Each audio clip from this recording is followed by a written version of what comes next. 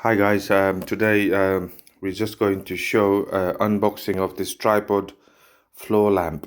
This is what we got from the store, Carlton Studio tripod floor lamp, and I've already opened the box, and the box is this high, and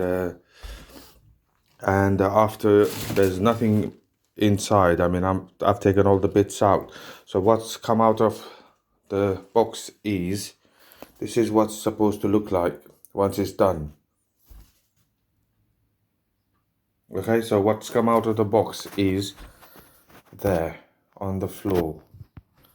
That's the head of the lamp, and those three poles, assembly instructions, and I've undone the screws, and it looks simply straightforward.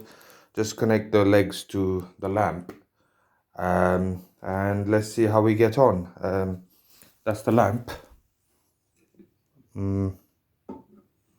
Power cable, that's the switch, the power cable, assembly instructions, and the three poles, and they've got rubber feet on them as well. So, and this is the bit that these legs attach to. So okay, so yeah, so these are the nuts or screws, and this is the front bit where the bulb needs to go in.